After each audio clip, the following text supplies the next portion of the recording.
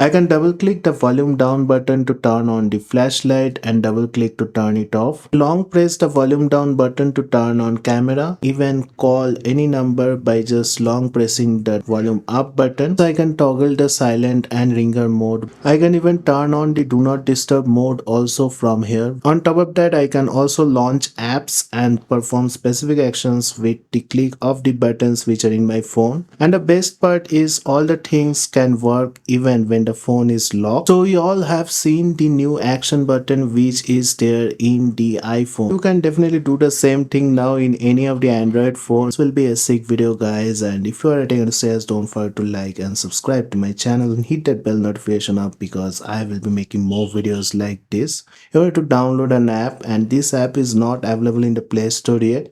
The app name is Keymapper, and I will be leaving the link of this app in the description. Once you open the app, you will be getting a lot of configuration options. So first of all, you need to record a trigger for which button you want to perform the action. Here you need to click on any of the buttons. You can perform multiple button clicks or you can perform one button click. Make sure after you have done the trigger, you need to assign an action also, and all the actions are here in the action column. So here you can see all the actions. So you can launch an app, and also you can launch app shortcuts. Also you can do something like calling a specific person or answering a phone call. So every type of action is there, and you can select any of them. Just like this, I can launch any of the app here. I select launching the YouTube app. Once you save the trigger, I can just press the volume down once and YouTube will be opening.